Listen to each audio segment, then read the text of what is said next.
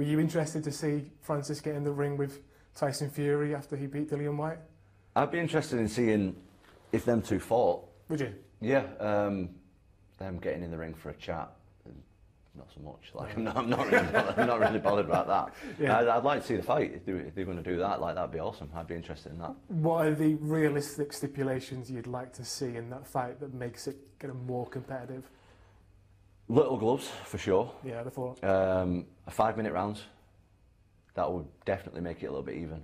And I think they should do like first round boxing only, second round maybe like boxing and low kicks, and third round, I don't know, boxing, low kicks and clinching.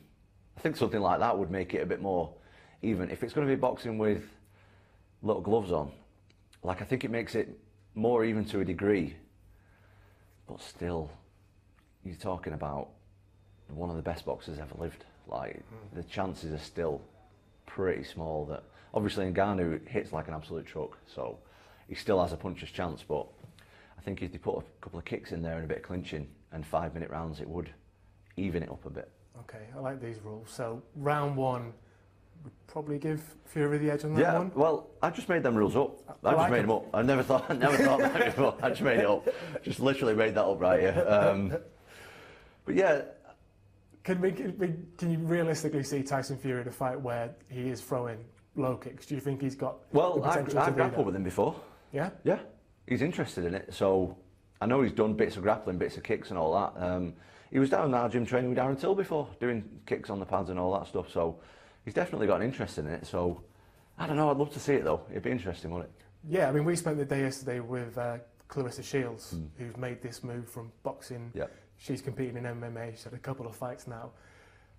And it's almost gone kind of slightly under the radar, what an achievement that is. I mean, but it can be done.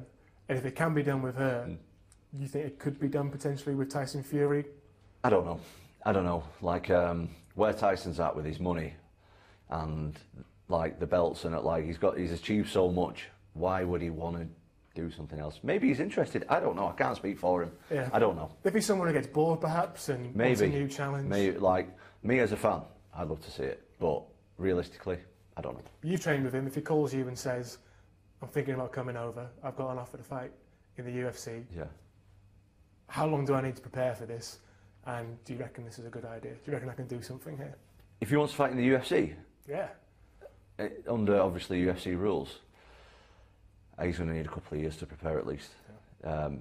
It's not. I think the switches between like boxing and MMA, they're much more difficult than people think. Yeah. Like, I think for MMA fighters to think they can just go over and box world-class boxers is really ignorant, and obviously the other way around. I think that's ignorant thinking. I don't think it's right. Could you do it?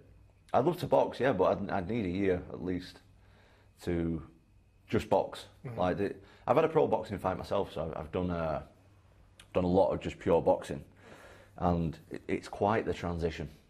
Like I think a lot of MMA fighters think, oh yeah, well I box all the time. Well yeah, you box, but you box with MMA fighters. It's different when you they need to do some proper sparring with some proper just boxers and see how they get on before they start thinking about that.